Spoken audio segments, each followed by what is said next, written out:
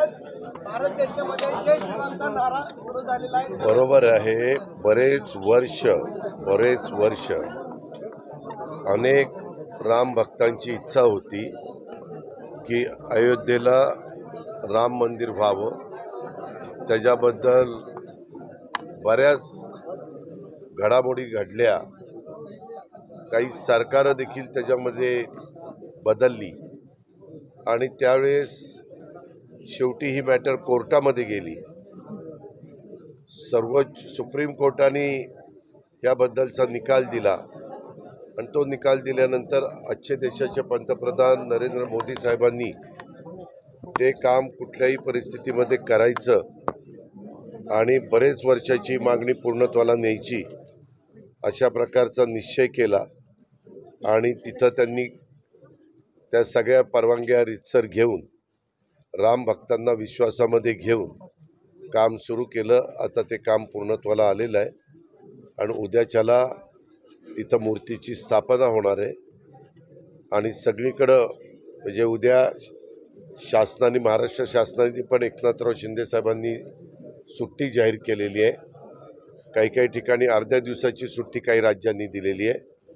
उद्या शासकीय इमारतीमध्ये देखील रोषणाई करण्याच्या बद्दलच्या सूचना दिल्या गेलेल्या आहेत आणि राम भक्त सगळीकडेच आपल्या आपल्या पद्धतीप्रमाणे आपल्या इच्छेप्रमाणे त्या संदर्भातले कार्यक्रम घेतलेले आहेत. काहींनी वेगवेगळ्या कार्यकर्त्यांनी पणत्या आणि त्याच्याबरोबर छोटंसं राम मंदिराची प्रतिकृती असंही दिलं आहे. असे वेगवेगळे कार्यक्रम सगळीकडे चालले आहेत की ठिकठिकाणी अक्षता देखील देण्याचा कार्यक्रम चाललेला आहे. मी आणि एकनाथराव शिंदे आम्हाला पण तिथं उद्याच्याला बोलवलेलं होतं, परंतु काल मी उरळी कांचनला असताना एकनाथराव शिंदे साहेबांचा मला फोन आला की आपण दोघं इन्व्हिटेशन दिलेलं आहे का. आज आम्ही निघणार होतो पण ते म्हणले की आपण सगळ्याच मंत्रिमंडळाला घेऊन काही दिवसांनी तारीख ठरवू आणि त्यावेळेस महाराष्ट्राच्या वतीनं महाराष्ट्राचं मंत्रिमंडळ तिथं आलेलं आहे. कारण आम्ही दोघं जाणं बाकीचे सगळ्यांनाच तिथं उद्याच्याला परवानगी नव्हती आणि तशा प्रकारचा निर्णय राज्याच्या प्रमुखांनी घेतला. माझ्या माहितीप्रमाणे ते मला म्हणाले होते मी ट्विट पण करणार आहे.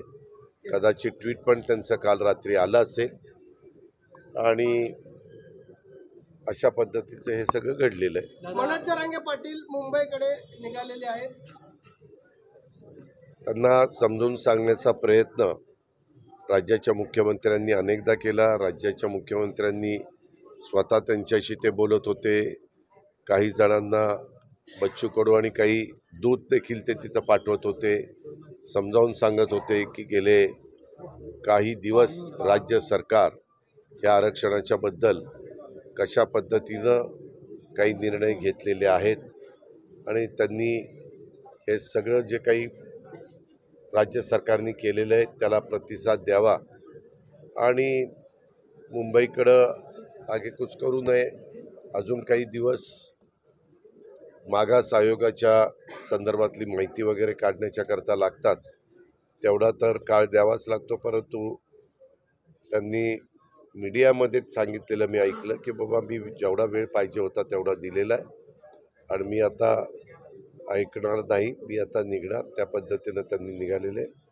लोकशाहीमध्ये प्रत्येकाला आपलं म्हणणं मांडण्याचा अधिकार आहे. प्रत्येकाला संविधानाचा आदर करून आपल्या आपल्या दृष्टीनं निर्णय घेण्याचा अधिकार आहे. जाणेशिरसाईच्या योजनेवरून आता श्रेयवादाची लढाई सुरू झाली. काय झालं? परवा 2 दिवसापूर्वी पवार साहेबांनी एक बैठक घेतली आणि काल आपला आढावा टंचाई संदर्भात आढावा बैठक देखील झाली सुप्यामध्ये. पवार साहेब म्हणले माझ्या सहीनी ही योजना मी आणली. कुठली? जाणेशिरसाई. त्याच्याबद्दल तो एकदा मुंबईला ये, मी तुला फाईल दाखवतो कुणाची सही झाली काय झाली. मला कुणा वरिष्ठांच्या बद्दल टीका टिप्पणी करण्याचं काही कारण नाही.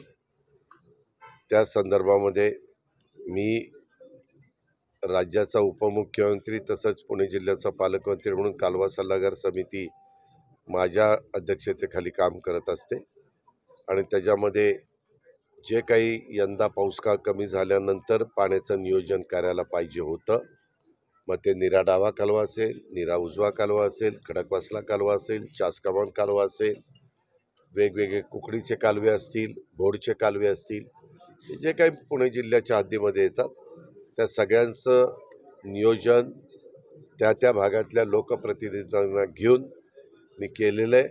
अजून एकदा साधारण फेब्रुवारीमध्ये पुन्हा उन्हाळ्याचं पण नियोजन करण्याच्याकरता शहरांचा किती पाणी राखीव ठेवायचं, ग्रामीण भागाला किती पाणी त्या ठिकाणी द्यायचं, धरणात नक्की किती पाणी आहे याबद्दलचं नियोजन जलसंपदा विभागाच्या अधिकाऱ्यांना ज्या दिवशी मीटिंग असेल त्या दिवशीचे लेटेस्ट जे फिगर असेल पाण्याची त्या सगळ्याचा अंदाज घेऊन आम्ही त्या ठिकाणी करू असे निर्णय आम्ही अनेकदा घेतलेले आहेत.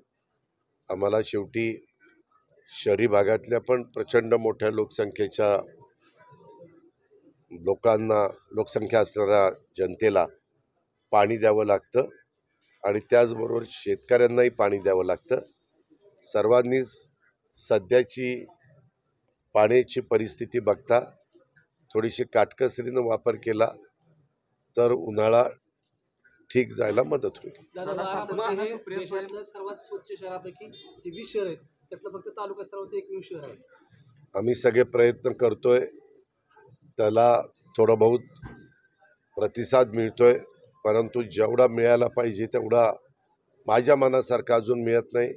माझा प्रयत्न चालला आहे, अधिकारी प्रयत्न करतायत, पदाधिकारी प्रयत्न करतायत, कार्यकर्ते प्रयत्न करतायत, आपण सगळेजण बघताय की सकाळपासून काय चाललेलं असतं. कामं चांगली करण्याच्याकरता आमचा कल आहे, वृक्षारोपण करण्याच्याकरता कल आहे.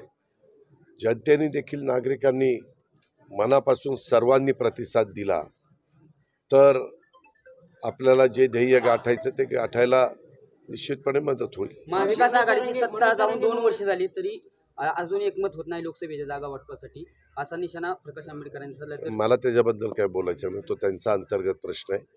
उगीच त्यांच्या अंतर्गत प्रश्नाच्या बद्दल ते सगळे एकत्र बसतील, ते त्यांचा निर्णय घेतील. दादा, कृषी क्षेत्रामध्ये केविकेच्या कृषी केंद्राला आपली सततच मदत असती, कायम मदत करत आलेला, पण यंदाच्या उद्घाटन समारंभाला आपल्यापैकी कोण दिसलं? त्यामध्ये त्या दिवशी मला मुंबईमध्ये महत्त्वाच्या बैठका होत्या. नेहमी कार्यक्रम घेत असताना राज्याच्या प्रमुखांना किंवा राजकीय व्यक्तींना जे केंद्रात किंवा राज्यात असतात त्यांना बोलवलं जातं. त्याच्यावर तारखा देताना स्वतः शुक्रवार, शनिवार, रविवारी ते देतात.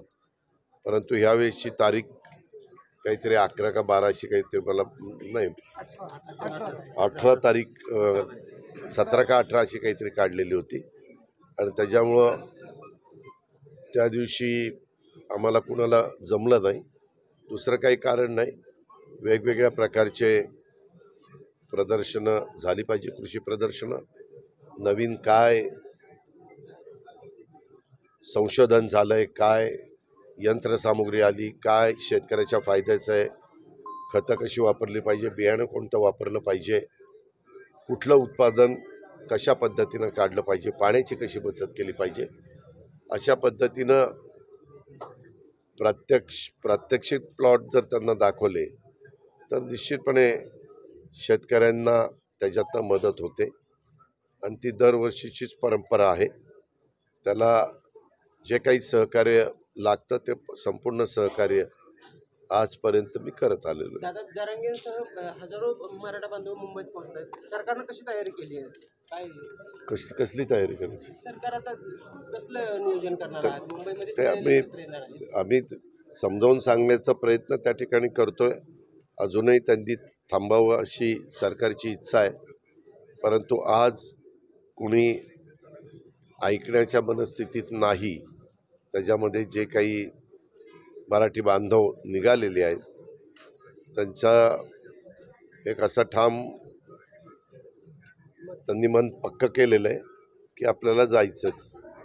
शेवटी मी मगाशी सांगितलं की डॉक्टर बाबासाहेब आंबेडकरांनी दिलेल्या घटनेच्या द्वारे प्रत्येकाला आपली आपली भूमिका बजावण्याचा आणि आपलं आपलं मत व्यक्त करण्याचा अधिकार आहे. दादा सातत्यानं सुप्रिया सुळे मागणी करतात की पाण्याचं व्यवस्थापन नीट झालेलं नाही आणि सरसकट कर्जमाफी करावी अशी सातत्यानं सुप्रिया सुळेंची मागणी सरकार गांभीर्याने घेतल्याची